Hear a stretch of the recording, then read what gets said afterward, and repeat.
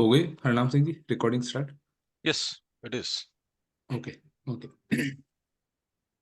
तो first of all तो जो भी लोग ये पॉडकास्ट देख रहे हैं उन लोगों का बहुत बहुत धन्यवाद और स्वागत।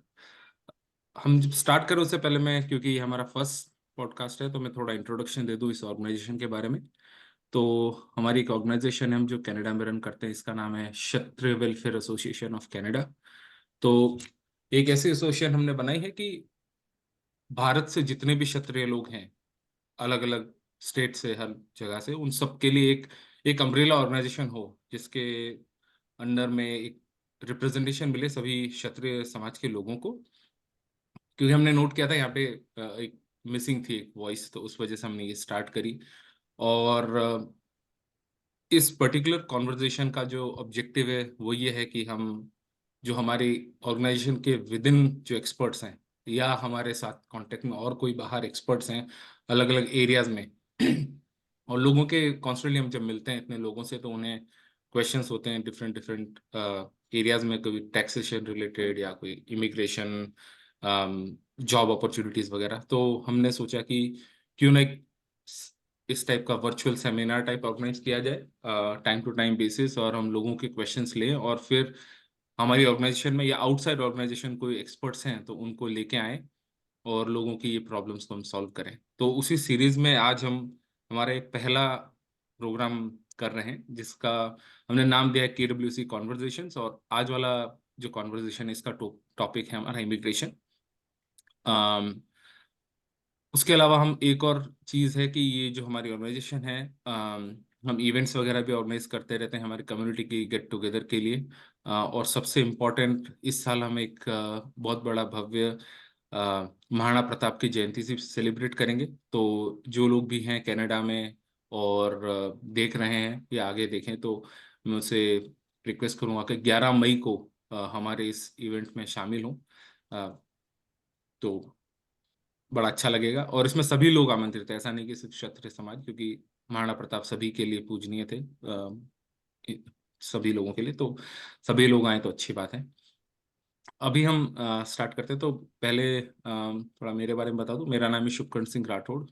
मैं KWC में ज्वाइन किया था, ये थे इंसेप्शन से, जब से हमने ये ऑर्गेनाइजेशन फॉर्मली रजिस्टर करी तब से मैं इसका पार्ट हूँ। और काफ़ी बड़ी ऑर्गेनाइजेशन हो गई है over a period of time. मेरा खुद का प्रोफेशनल एक्सपीरियंस वाइज, मैं टेक्नोलॉजी कंसल्टिंग स्पेस में वर्क करता हूँ। ऑलमोस्ट 14 ईयर्स का काम हो गया है मेरा, और कनाडा के अंदर मैं लास्ट 4 ईयर्स से रह रहा हूँ।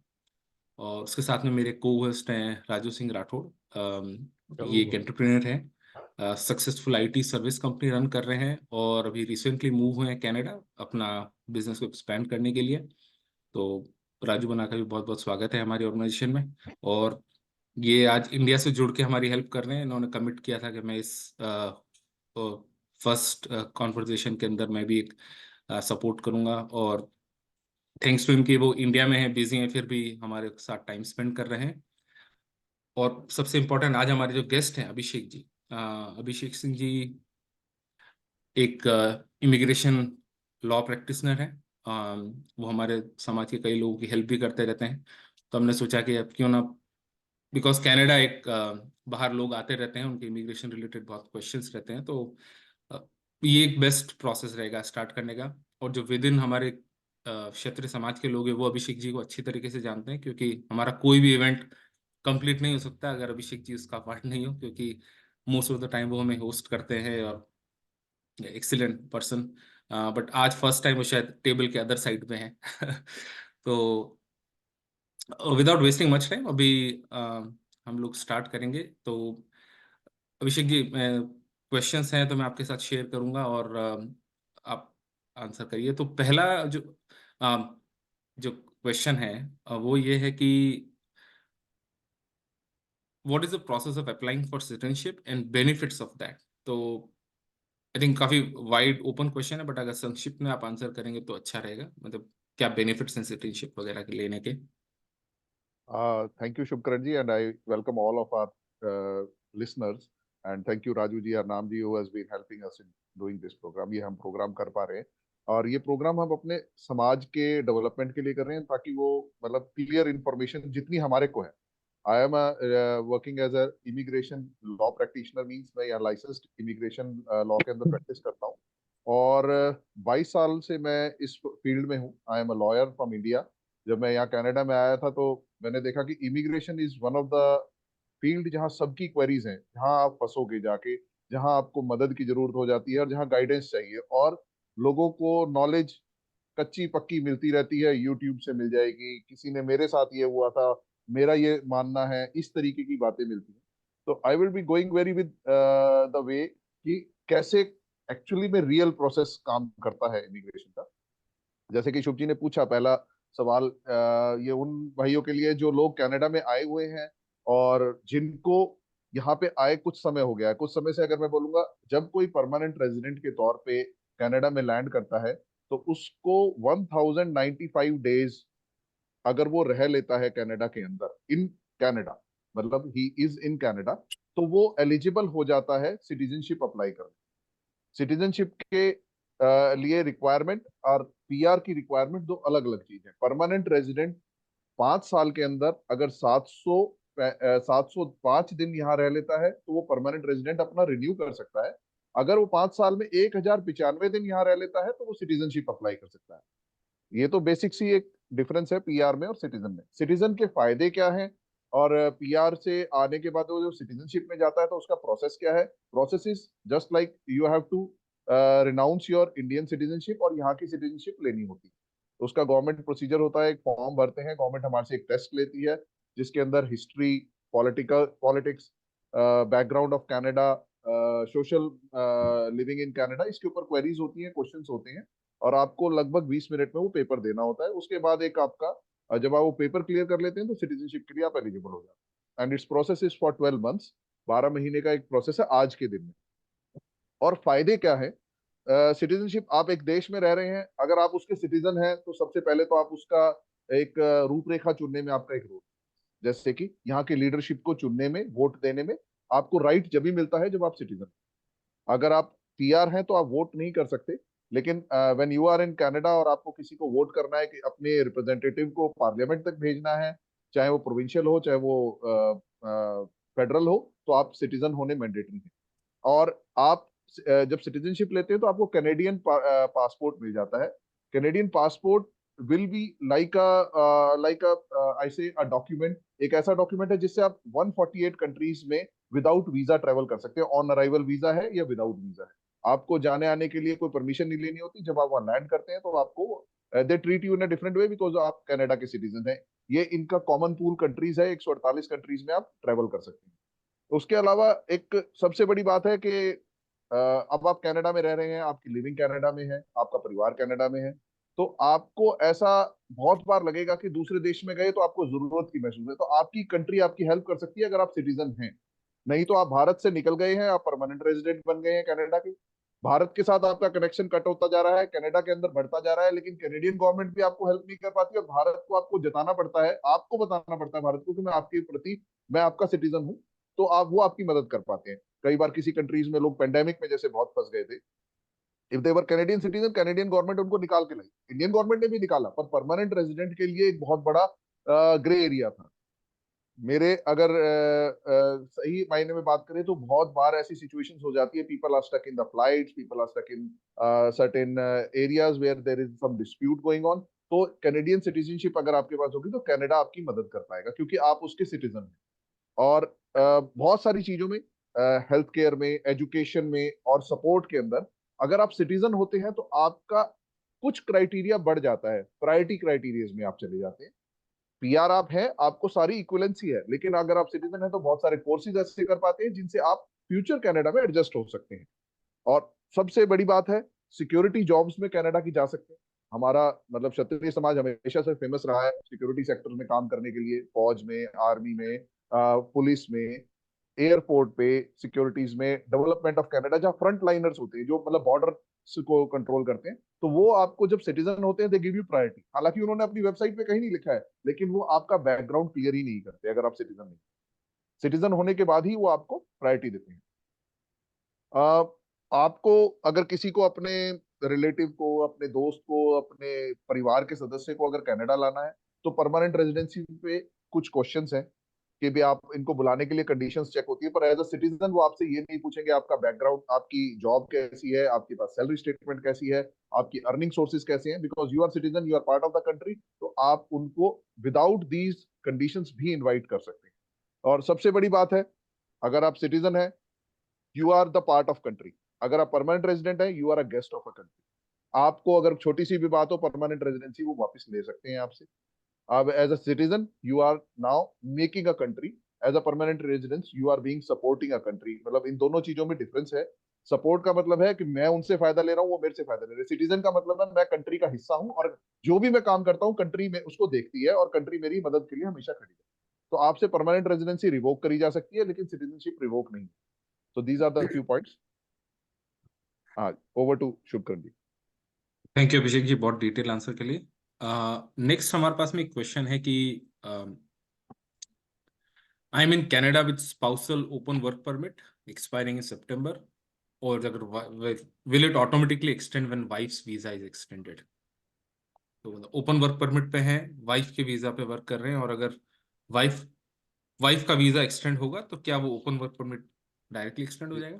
जी, बिल्कुल ठीक क्वेश्चन है। और ये इसका मैं आपको बिल्कुल सटीक सा आंसर देता हूँ। आपका कोई भी वीजा, कोई भी परमिट, कोई भी एक्सटेंशन जब भी होती है, जब आपके सोर्स का वीजा चेंज होगा तो आपकी कंडीशंस भी चेंज। तो you have to apply again, आपको दोबारा अप्लाई करना है। जैसे नई कंडीशंस, नया वीजा उनके पास आएगा, आप अप्लाई करेंगे तो आपको भी नए वीजे पे वो अपग्रेड करें, तो आपको री अप्लाई करना पड़ेगा और अपडेट करना पड़ेगा immigration for the change in conditions. Okay, thank you.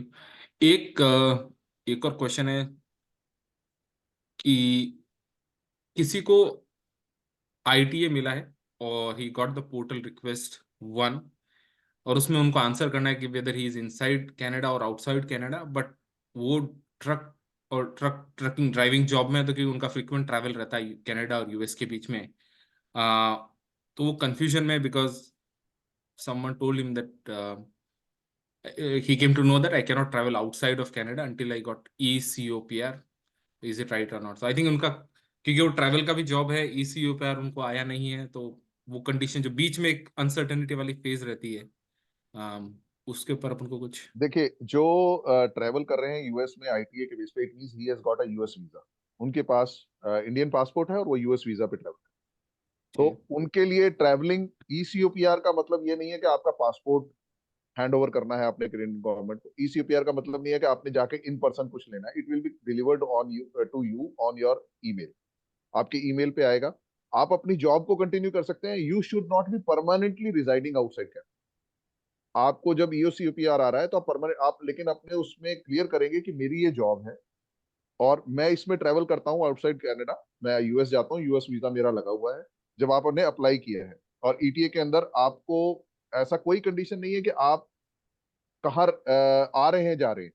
You can come and go, but you can not reside outside. आपका परमानेंट एड्रेस बाहर का नहीं है। तो ये, और वैसे जनरली प्रोसेस में you are expected to remain in Canada. वो वही मैंने बताया कि परमानेंट रेजिडेंसी नहीं, आपका परमानेंट एड्रेस बाहर का नहीं होना चाहिए। यूसीपीआर का मतलब है अगर आप इनसाइड कनाडा अप्लाई कर रहे हैं, तो इनसाइड कनाडा का मतलब है you should be coming and going to Canada. Like if a truck driver is there, he will be by a week, he will be entering back into Canada. एक और question है जो I think अभी काफी लोगों के मन में होगा, क्योंकि जो स्कोर्स हैं बढ़ते जा रहे हैं। So someone has asked like where should I move for PR, ताकि देखिए, इजी मिल जाए तो। हाँ हाँ, मतलब पीआर तो एक, यू आर आस्किंग क्वेश्चन की भी आपको पीआर के लिए आज क्या करना पड़ेगा, क्योंकि कंडीशंस कनाडा की चेंज हो रही है। मैं आपको वैसे बताता हूँ कि the provinces like Ontario, British Columbia, they are overwhelmed. यहाँ पर फैसिलिटीज कम है और आदमी ज्यादा है, एंड बिजनेस भी ज्यादा है, काम भी ज्यादा है, सब कुछ ज्यादा है। लेकिन गवर्नमेंट की पॉलिसी यह है कि इनके जो खाली पड़े प्रोविंसेस हैं उनको डेवलप करें। तो उसमें अटलांटिक इमिग्रेशन के अंदर they are supporting, they giving more support to Atlantic immigration, जिसके अंदर Newfoundland, Labrador, Prince Edward Island and then Nova Scotia, और इनमें वो ज्यादा दे रहे हैं। अल्बर्टा में बहुत अच्छी अपॉर्चुनिटीज दे रहे हैं, जिसमें अल्बर्टा अपॉर्चुनिटी प्रोग्राम है, आप उसमें जा सकते हैं। तो एस्टिमेटेड मतलब इन प्रोविंसेस में आप जाके 6 महीने या 9 महीने या 11 महीने काम करके, जस्ट आपका जैसे आपका वर्क परमिट है, तो आप अगर आपका एम्प्लॉयर आपको सपोर्ट कर देता है तो you can apply for permanent residency. Basically the most vulnerable province, like most liked province nowadays is Prince Edward Island and Nova Scotia. This one, Halifax में लोग जा रहे हैं, न्यू ब्रंसविक में लोग जा रहे हैं, और इसमें 9 महीनों के अंदर आप काम करके पीआर अप्लाई कर सकते हैं. लेकिन फिर वही आंसर है कि आपका एम्प्लॉयर एग्रीगेटेड होना चाहिए गवर्नमेंट ऑफ कनाडा के साथ, उन प्रोविंसेस के साथ. अगर उसको अथॉरिटी मिलनी चाहिए आपको सपोर्ट करने की. अगर वो ऑथराइज्ड है, he can give you support and you can become PR very quick. तो जिनका स्टूडेंट वीजा है, मैं उनको गाइड करूंगा कि they should, as soon as they get the work permit, अगर उनको पीजीडब्ल्यूपी मिलता है तो they should search for jobs in these provinces and do the work over there.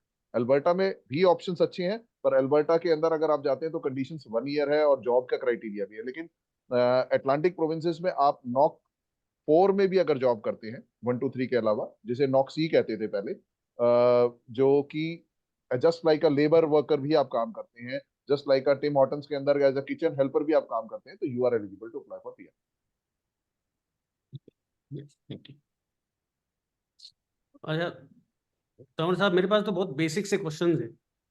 पहली क्वेरी ये है कि भी मेरे पास में ट्रैवल वीजा है, क्या मैं उसको वर्क परमिट में कन्वर्ट कर सकता हूँ? Is it possible?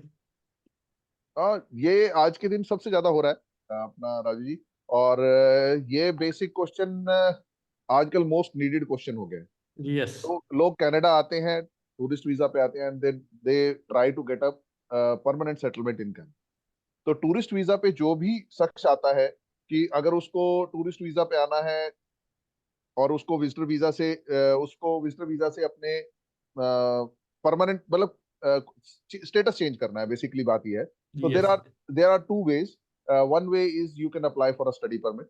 आप यहाँ स्टडी परमिट भी ले सकते हैं इन कनाडा रह के.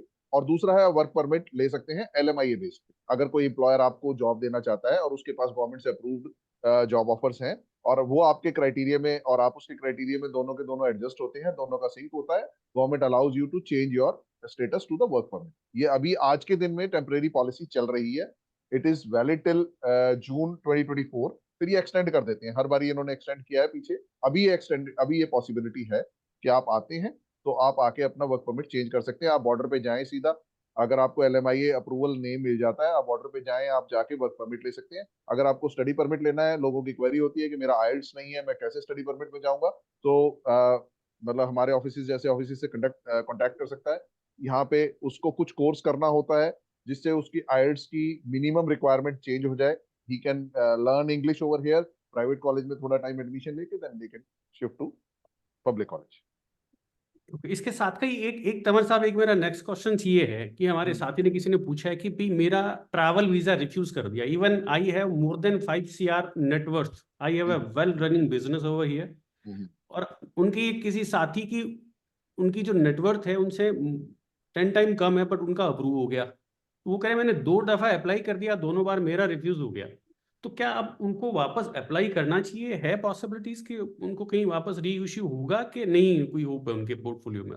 नहीं नहीं, देखिए, वीजा अप्रूव होना और डिसअप्रूव होना आजकल एक बड़ा क्वेरी है. कि लोग कहते हैं, even people who are in senior government officials और जिनके पास नेटवर्थ ज्यादा है, जैसे आपने बताया, और उनका वीजा डिनाई हो रहा है. तो डिनाई होने का वीजा रीजन आपकी नेटवर्थ नहीं है.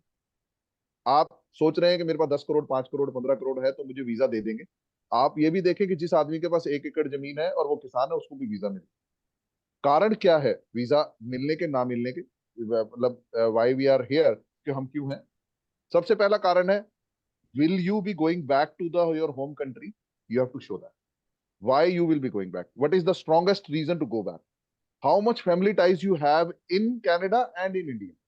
अगर आप इंडिया से अप्लाई करें, आपके बैक होम में कितना टाइज है, टाई अप आपके कितने ज्यादा है, मतलब वो आपको कितना पुल करेंगे. This is understand this point. ये टेम्परेरी ट्रेवल है. तो हमारे को रीजन ये देना है कि हमें वापस जाने के हमारे कितने स्ट्रॉन्ग कारण है. मैं काम नहीं छोड़ सकता. आपके काम के अंदर आपकी कितनी रिक्वायरमेंट है. लोग कहते हैं मैं रियल एस्टेट जाइंट हूँ, मेरे अंदर 15 होटल चलते हैं, पर मेरी तो कोई रिक्वायरमेंट ही नहीं है ना उस पर. I required daily in my job work. तो मैंने 1 महीने की छुट्टी ली, 2 महीने की छुट्टी ली है काम से, सिर्फ घूमने आने जाता हूँ, तो मेरे को वो वीजा देंगे. मेरे माँ बाप मेरे बगैर नहीं रह सकते, मेरे बच्चे मेरे बगैर नहीं रह सकते, तो आपको वो वीजा दे देंगे, ठीक है जी आप आओ, थोड़ा दिन मिलो जिससे आप मिलने आ रहे हो, वापस चले जाओ। तीसरा है कि क्या मेरी एजुकेशन ऐसी है, जो एजुकेशन कनाडा के अंदर मतलब कि इंग्लिश वगैरह मेरी ठीक है कि नहीं, थोड़ा सा ये भी क्राइटेरिया होता है, पर ये एक मतलब रिमोट क्राइटेरिया है, पर ये भी वो यूज करते हैं बहुत सारे। तो हम अपना उसके अंदर अपनी एजुकेशन लगा देते हैं, या हम जो जॉब कर रहे हैं उसका क्राइटेरिया लगा देते हैं, मेरी जॉब में मेरी कन्वर्सेशन कैसे चलती है। प्लस उसके अलावा जो इनवाइट हमें कर रहा है, वो किस चीज के लिए हमें इनवाइट कर रहे हैं। 99% मैं इमिग्रेशन ऑफिस रन करता हूँ, 99% मैं लोगों का देखता हूँ जिनका अपना इनविटेशन लेटर है जो अपने दोस्तों को भेजते हैं, वो गलत होता है। दे कॉल ओके देम कि भी मैं इनको बुलाना चाह रहा हूँ, कोई उसमें स्टार्ट डेट नहीं होती, कोई उसमें एंड डेट नहीं होती, कोई उसमें प्रोग्राम नहीं होता, मैं किस लिए बुला रहा हूँ, कोई रीजन नहीं होता मैं किस लिए बुला रहा हूँ। What is that? You are just telling somebody कि मेरा एक दोस्त है वो आना चाहता है, उसको आने दो।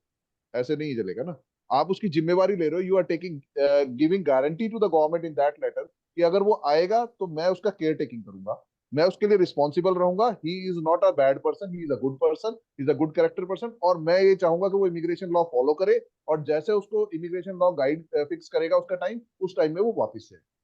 तो these are the few criteria जो उनको देखने हैं। पैसा कोई मैटर नहीं करता।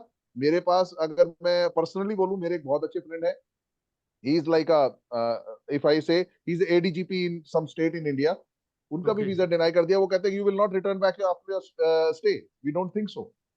और ओके मेरे पास ऐसे भी शख्स हैं, वो बच्चा आया हुआ है, उसके फादर ने अप्लाई किया, स्टूडेंट था वो बच्चा, वो आके कहता है कि मेरे पापा मुझसे मिलना आना चाहते हैं, मैं I am feeling all alone, और इस टाइम से इस टाइम आ रहे हैं, उन्होंने छुट्टी ली हुई है, उसको उन्होंने वीजा दे दिया जबकि वो क्लार्क है। तो आप देखें कि कितना डिफरेंस है। Money doesn't matter in Canada, उनको आपके पैसे से मतलब नहीं है। या रीजन जस्टिफाई होना चाहिए। Reason justify, clear and very clear reason. Okay okay got it. अब मैं आता हूँ वर्क परमिट पे। जी जी। तो एक क्वेरी है कि भी मेरा वर्क परमिट कमिंग नवंबर 24 में एक्सपायर हो रहा है, तो हम्म। क्या मेरे को प्रोविंस चेंज करना चाहिए? अगर करूं तो फिर कौन से वाला? ये एक देखिए बहुत एक आजकल समस्या है कि लोगों ने जब स्टडी करी, स्टडी के बाद उन्होंने काम करना शुरू किया, जब स्टडी में ही काम कर रहे थे तो वही काम कंटिन्यू कर, और वो काम करते रहे, उनकी कंपनीज ने उनको, मैं ओपनली बोल रहा हूँ टू बी वेरी फ्रैंक, क्योंकि ये अपना घर ही बैठे हैं सारे के सारे, या उनकी कंपनीज ने उनको कह दिया कि आप थोड़ा दिन काम करो, मैं आपको सुपरवाइजर लेवल पे आपके वर्क के अकॉर्डिंगली हम आपको वी विल प्रमोट यू, और आपका जब नॉक बी लेवल का एक्सपीरियंस हो जाएगा, you are eligible to apply for PR, we will support you with that. But points इतने ऊपर चले गए कि वो हो ही नहीं रहा possible. Now they are hmm. Thinking, अब उनके पास टाइम थोड़ा है, व्हाट शुड डू। देखिए दो चीजें हैं, आपका प्रेजेंट ऑक्यूपेशन क्या है, अगर आप इसी नॉक कोड में, अगर आप अटलांटिक प्रोविंसेस में, अल्बर्टा आउटसाइड एरिया में, अगर आप इसी नॉक कोड में जॉब ले लेते हैं, तो आप उन प्रोविंस में शिफ्ट हो जाएं, और उस नॉक कोड के बेस पर, and your employer is aggregated employer, again I am saying employer should be aggregated employer, और वो आपको पीआर सपोर्ट देने के लिए तैयार है, तो after 6 months, 9 months, 11 months you can apply for PR. तो आपको प्रोविंस जब चेंज करना है जब आपके नॉक कोड की जॉब आपको वहां मिल रही है। वैसे अगर अभी यहीं पे, यहाँ तो आपका कोई क्राइटेरिया नहीं, तो otherwise you have to think your another ways कि हमें कैसे जाना ओके ओके जी। परफेक्ट। अच्छा, मेरी नेक्स्ट नेक्स्ट क्वेरी ये कि भी मेरा जो 3 ईयर पीजी डब्ल्यूपी का जो प्रोग्राम है उसको मैं कैसे बेस्ट यूज करूं कि मेरे को पीआर मिल जाए? जैसे मैंने बताया कि भी आपका 3 ईयर, जैसे आफ्टर स्टडी, सबसे पहले तो आप अपने फील्ड में जॉब करें तो सबसे best. Okay when you get, you should go in, अगर आपने टेक्निकल स्टडी करी है तो टेक्निकल फील्ड में जॉब करिए। लोग क्या करते हैं कि मैंने स्टडी तो किसी में भी करी, पर मैं ट्रक चलाने लगा क्योंकि मुझे काफी पैसा बनता है। You have to do a job, not on a self employed thing. अपनी कॉर्पोरेशन बना के लोग ट्रक्स कराते हैं या आईटी का भी कॉन्ट्रैक्ट करते हैं, दैट डजंट काउंट। आपको जॉब करनी है, पेरोल चलाना है, पेरोल के अंदर कंटिन्यू रहना है, अपने वर्क एथिक्स के साथ कमिटेड रहना है, और प्लस आपको गुड कैरेक्टर रहना है। ये तो फर्स्ट फोरमोस्ट रिक्वायरमेंट। दूसरा है कि आपको लगा कि आपने 3 ईयर पीजीडब्ल्यूपी को हम कैसे यूटिलाइज करें। जो today in Ontario there is different for every province, जैसे मैंने पहले बताया अटलांटिक प्रोविंसेस के अलग है, अल्बर्टा के लिए अलग है। ऐसे अगर टुडे एक जनरल में बताऊं, Canada is looking for the skill trade people. Skill trade people वो हैं जैसे कोई वेल्डिंग में प्रोफेशन में जाते हैं, देन अगर कोई पेंटिंग के प्रोफेशन में जाते हैं, विंडो फिक्सिंग के प्रोफेशन में जाते हैं, कंस्ट्रक्शन के प्रोफेशन में जाते हैं, Canada is looking for that. Canada is running short of the labour force. Labour force या की शॉर्टेज की वजह से, या आईटी का भी बहुत बड़ा सेक्टर है। आईटी का भी बहुत बड़ा सेक्टर है जो काफी सपोर्टिव है कनाडा में आपके पीआर के। तो 3 ईयर के पीजीडब्ल्यूपी प्रोग्राम में you have to plan, you should plan. और इसके लिए मैं मतलब लोग कभी भी, देखिए कनाडा में आपने पीआर लेनी है, आप कभी भी ये मत सोचिए कि कंसल्टेंसी लेने से मेरे को नुकसान होगा। आप इंडियन माइंडसेट को छोड़े, कंसल्टेंसी पे करके लें। मैं मतलब अपने ऑफिस के लिए नहीं कह रहा, सबसे, क्योंकि आपको बेस्ट कंसल्टेंसी वो देगा जो आपसे $500 लेकर आपको प्रॉपरली स्टडी करके गाइड करे, ताकि वो आपके प्लान को बना सके, आपका पाथवे दिखा सके आप कि आपने जाना कहाँ है। ये आपके 250, 300, 500 जो भी आज लगेंगे, ये आपके लिए एक बहुत बड़ा सिक्योर्ड फ्यूचर बनाए। तो आप कंसल्टेंसी लें, किसी से प्रॉपर ऑथराइज्ड कंसल्टेंट से लें जो आपको गाइड कर सके what are the new pathways opening every time. आजकल हर रोज immigration law changes after every week, मतलब एक हम वैसे बोलते हैं जनरली जब हम डिस्कशन करते हैं कि हर हफ्ते इमिग्रेशन लॉ अपने आप में अंदर कुछ चेंजेस कर देता है। तो हमें उस चीज को अपडेटेड रहना चाहिए। उसके अलावा जो सबसे अच्छा पाथवे है कि भी आप प्रोविंस चेंज कर सकते हैं, जहां भी है बेटर प्रोविंसेस में जा सकते हैं।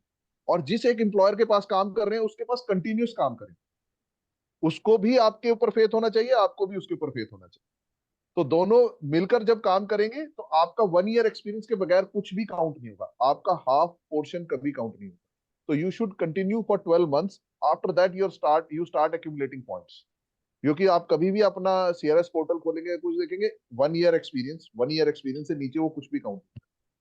तो you should be committed to that. Improve your language proficiency, आपकी आईएलटीएस बहुत अच्छे इंक्रीज करें। आईएलटीएस का बहुत मेजर रोल है कैनेडियन पीआर में। आपका ईसीए करा के रखें, अगर आप पोस्ट मतलब आफ्टर ग्रेड 12 ग्रेजुएशन करके आए हैं तो आपका वेस्ट टाइमली आप करा के रखें, तो आपकी वैलिड है जो 5 साल तक। ऐसे ही आईएलटीएस वैलिड है 2 साल तक। और अपने आप को इन्फॉर्म्ड करके रखें, कोई भी पॉलिसी आ रही है उसके बारे में बात करें। जैसे आज अगर मैं बोलूँ लेटेस्टली में IT people are getting very good option under STEM category. STEM category क्या है कि आईटी प्रोफेशन पर्टिकुलर नॉकवुड्स है, अगर उसके अंदर वो उन्होंने 6 महीने का एक्सपीरियंस लिया यहाँ पर या बैक होम अपने देश में लास्ट 36 मंथ्स के अंदर, they can apply for the option for permanent residency. अगर वो ड्रॉ में आ गया उनका number, it is very less than the regular draw. Regular draw आज 546 के करीब चल रहा है, और स्टेम का कैटेगरी जो चल रहा है वो 481 चल रहा है। तो आप देखें कितना डिफरेंस है। इवन ओंटारियो जो टेक्निकल कैटेगरी है वो 431 के करीब चल रहा है।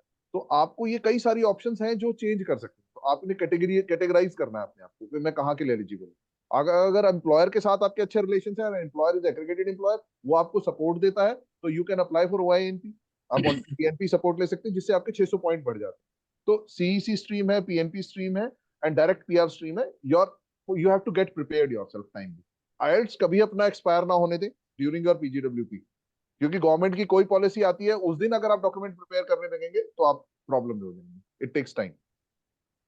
तो ये चीजें हैं, आप इन चीजों के साथ करते हुए आप चले। मतलब एक्सप्रेस एंट्री के प्रोफाइल को प्रोसेस को थोड़ा सा अपने अंदर, मतलब थोड़ा सा रिसर्च आप भी करें एक्सपर्ट की। जैसे मैंने कहा ना, एक बार आप एक्सपर्ट की एडवाइस लेंगे फिर आप रिसर्च करने लायक हो जाएंगे, क्योंकि आप समझेंगे कि प्रोसेस चलता कैसे।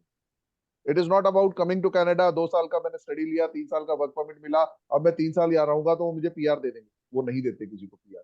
उनके पास हर साल लाखों के हिसाब से स्टूडेंट करता है, और आप देखेंगे ड्रॉज में वो हजारों के हिसाब से, 100,000, मतलब 1000 में भी बहुत नीचे वाली कैटेगरी को पक्का करता है। तो you have different options, so you have to explore those options कि मुझे कहाँ जाना चाहिए। ठीक है जी। Okay, thank thank you you Rajeev अन्ना।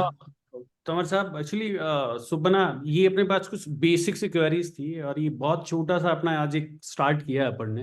हाँ और अभिषेक जी हमारे हाईली एनर्जेटिक क्षत्रिय हैं हमारे ग्रुप में। ये तो मतलब इनकी आवाज़ सुन के भी थोड़ा जोश आ जाता है कि पीआर हो ही जाएगी अब तो।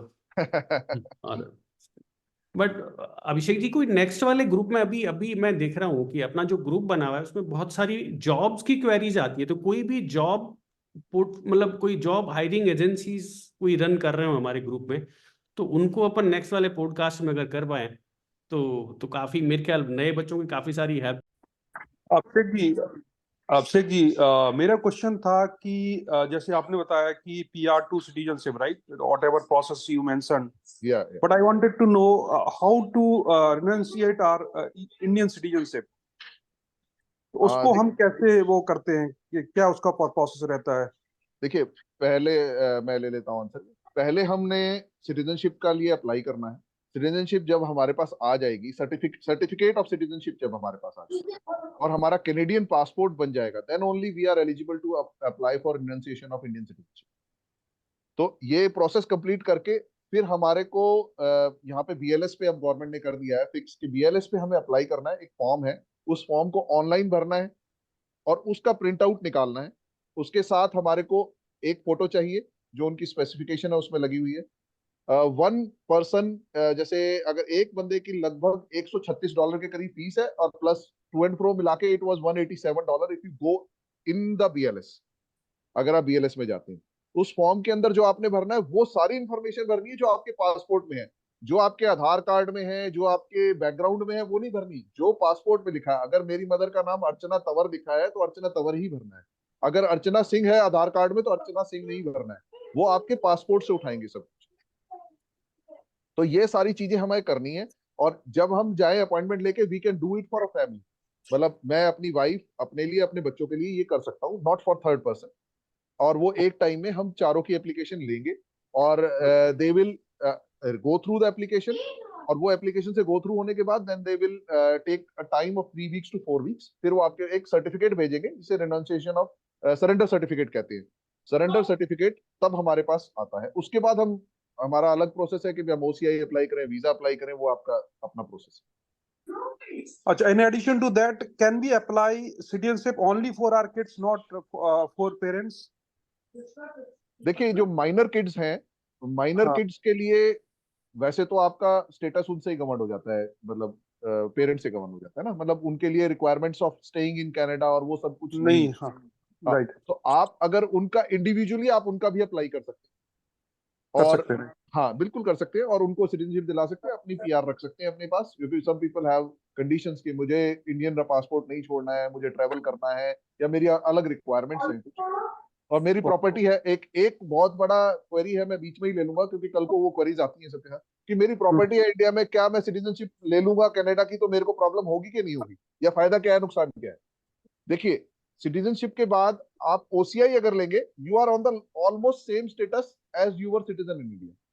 That is you are overseas citizen of India now.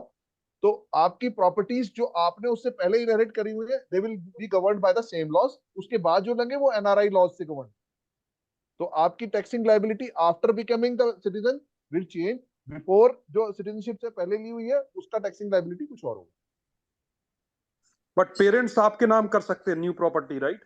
Parents आपके नाम वर्ल्ड ओवर कहीं की भी प्रॉपर्टी आपके नाम कर सकते हैं। That is a gift. That is a gift and hereditary gift जो आपको मिलता है। तो आप उसको मतलब यू आर लाइक, मैं ओके। कहता हूँ you are very good in condition कि पेरेंट्स का कमाया हुआ सब आपके लिए खड़ा है, वो आपके ऊपर कोई क्वेश्चन नहीं होगा। और अभी सारे हमारे भाई सुन ही रहे हैं, तो मैं ये भी बता सकता हूँ कि landing in Canada as a PR, you have a very good option to disclose whatever you have in India. अगर आज डिस्क्लोज नहीं किया, जिस दिन पीआर के तौर पे लैंड हो रहे हैं with the customs in Canada, याद होगा जो कुछ लोग पहले लैंड हुए हैं, ये कस्टम डिपार्टमेंट में एक डिस्क्लोजर होता है। अगर आप वहां डिस्क्लोजर ढंग से करेंगे तो कल को कोई भी चीज लाएंगे तो टैक्स से बच सकते हैं, अगर आपने डिस्क्लोज किया हुआ है। इवन आपकी साइकिल भी आपने डिस्क्लोज की हुई है तो आप उसको उठा के लेके आ सकते हैं, because that is your property. लेकिन अगर डिस्क्लोज नहीं करिए तो नहीं है। But that we cannot disclose our parent property. That's only our right? Parent तो आपको बाद में मिलेगा ना, वो आपकी प्रॉपर्टी हाँ, नहीं है, वो गिफ्ट है आपके लिए। गिफ्ट के ऊपर टैक्सिंग लाइबिलिटी तब देनी है जब इनकम क्रॉस करेगी। ओके। गिफ्ट के ऊपर, प्रॉपर्टी के ऊपर पैसा नहीं देना है। आप जो पैसा उससे मेनली, कमाओगे, पैसा उस प्लॉट को बेच के कमाओगे, वो जब आपकी इनकम में काउंट होगा तो आपको उसके ऊपर टैक्स लगेगा। ओके, अच्छा, इनकम में।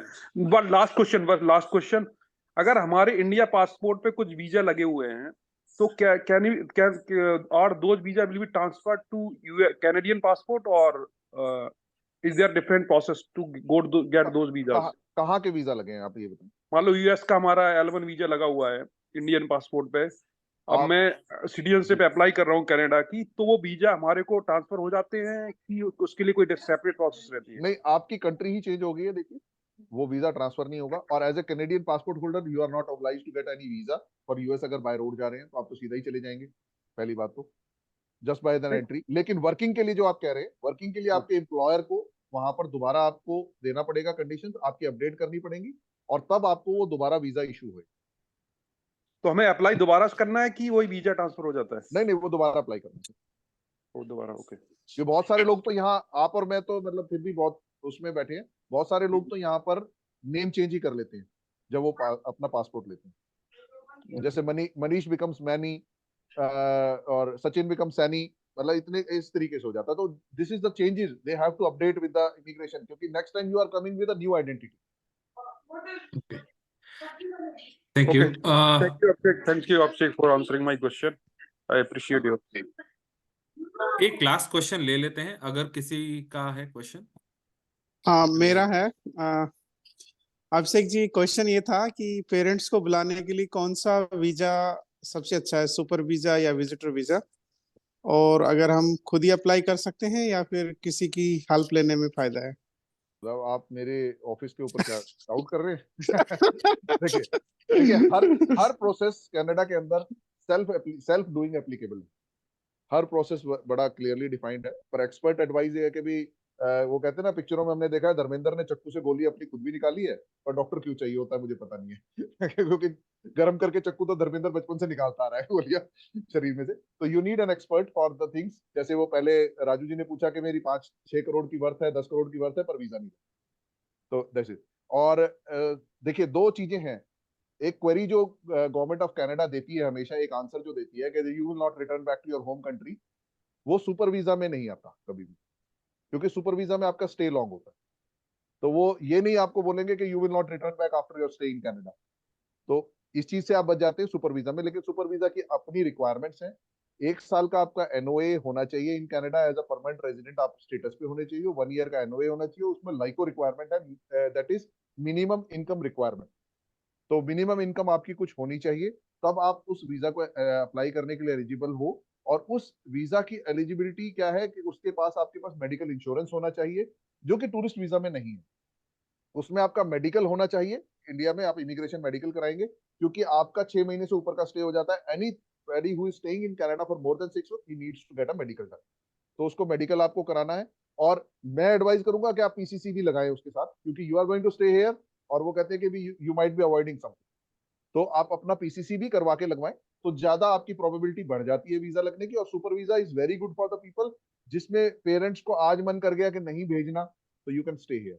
अगर, और बिल्कुल लेमैन की भाषा में बोलूं, अगर आपका पासपोर्ट 10 साल के लिए वैलिड है तो सुपर वीजा लें, अगर आप एलिजिबल हैं तो। और अगर आपका 2 साल का वैलिड है तो आप टूरिस्ट वीजा ले लें, क्योंकि आपको वीजा मिलेगा to the length of the passport, chances है वीजा मिलने के। तो आप खुद समझे कि दोबारा जैसे ही आपका पासपोर्ट एक्सपायर होता है, वीजा ट्रांसफर नहीं होता, वीजा रीअप्लाई कर। एक अभिषेक जी, एक थैंक हमारे यू साथ दिग्विजय सिंह राणा जुड़े हैं। उन्होंने हाँ जी, लाइक क्वेश्चन पहले भी सबमिट किया था, और जी अभी जी उन्होंने चैट में भी पूछा था। एक बार आई थिंक उनका कंसर्न एक बार आप एड्रेस कर दें तो जी, अच्छा बताएं रहेगा। Digvijay ji please. Digvijay. Good morning sir.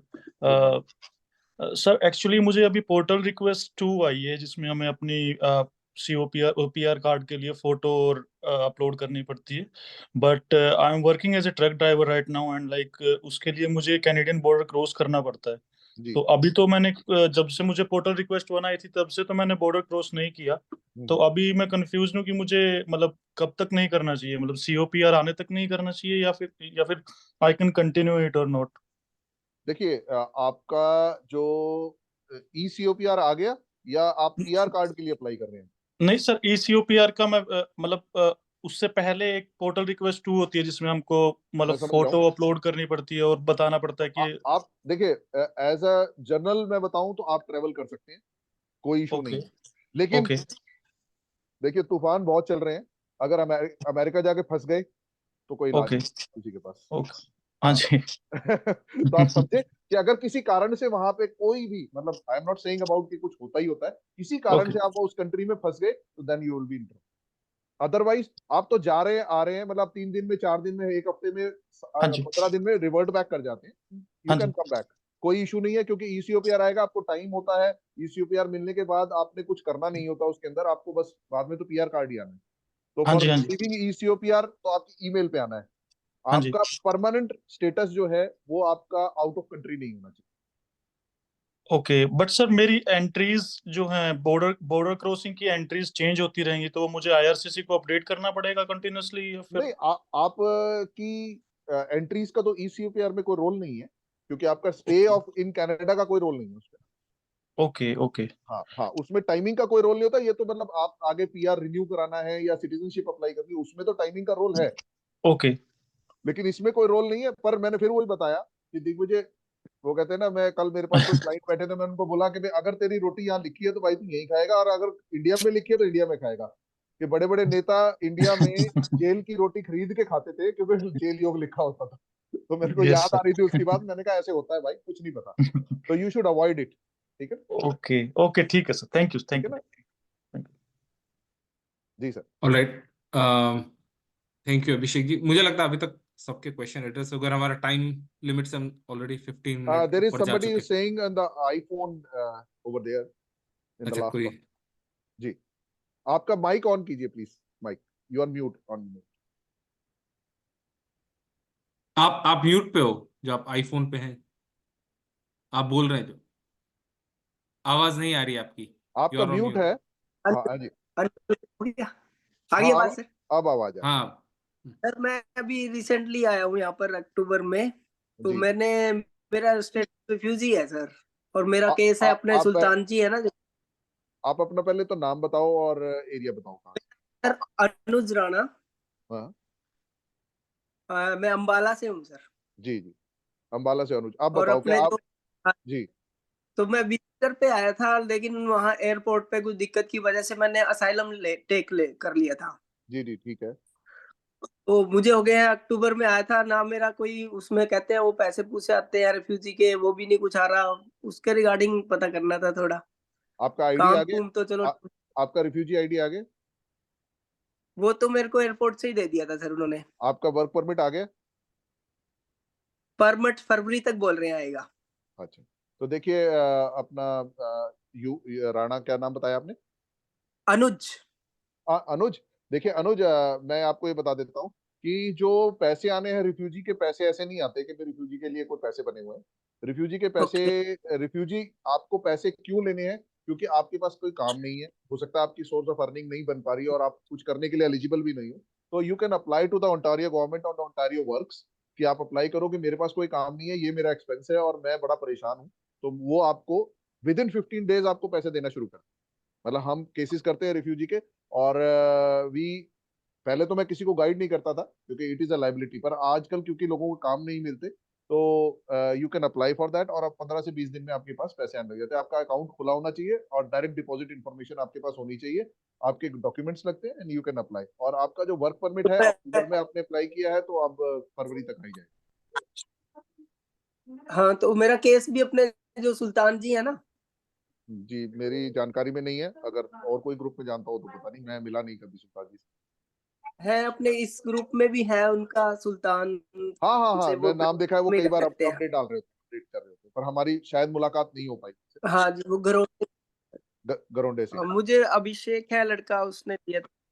जी जी जी। तो उनके पास ही है मेरा केस ना, उनसे भी बात की थी, वो कह रहे मुझे इतनी नॉलेज नहीं है, तब करके मैंने आपसे थोड़ा नहीं कंसल्ट नहीं, किया। मेरी तो मेरी इसके लिए मैं एक्सपर्ट अप्लाई करूँ। देखिए, मेरी एक्सपर्टाइज है, मेरे, क्योंकि हरियाणा बहुत ज्यादा प्रॉब्लम में है, और जो भी है रिफ्यूजीज काफी फाइल हो रहे हैं, हरियाणा से भी, पंजाब से भी, मेरे पास ऑल ओवर इंडिया से मैं रिफ्यूजी केसेस भी देखता हूँ। और दूसरा, मैं जो सबसे बड़ी बात आपको बता रहा हूँ, आईआरसीसी पे कॉल कीजिए, अपना वर्क परमिट का स्टेटस पता कीजिए, हो सकता है वो भी उन्होंने डिस्पैच कर दिया। ठीक है, नहीं, मैंने अभी 10 एक दिन पहले की थी, वो वहां से टेलीकॉलिंग सेंटर सही है, वहां लड़की बोल रही थी, कह रही आपका 19 फरवरी तक आ जाएगा। हाँ बस फिर वो आ जाएगा, वो डिस्पैच डाला।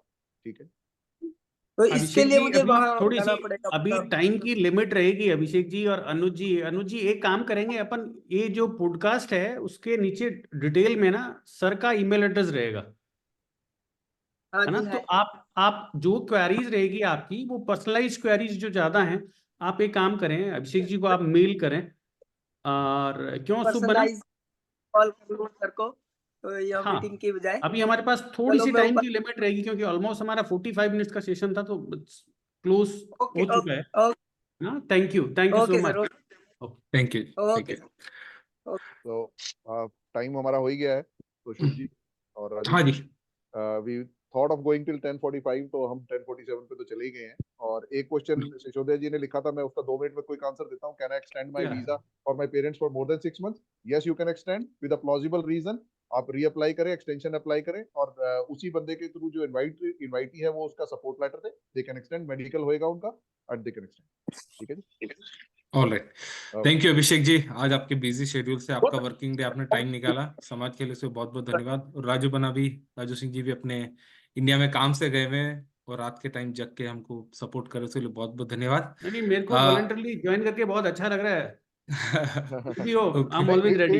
इट वाज द अच्छा, nice initiative from our community. और बिल्कुल मतलब ये तो चलो हम स्टार्ट ऑप्शन कराए, and we will be going back हर मंथ में 2 बारी इस प्रोग्राम को हम करेंगे। और अदर प्रोफेशंस के साथ भी करेंगे, जैसे राजू जी ने कहा कि हम उसके साथ भी करेंगे, प्लेसमेंट एजेंसीज के साथ भी करेंगे, and try to get people connected.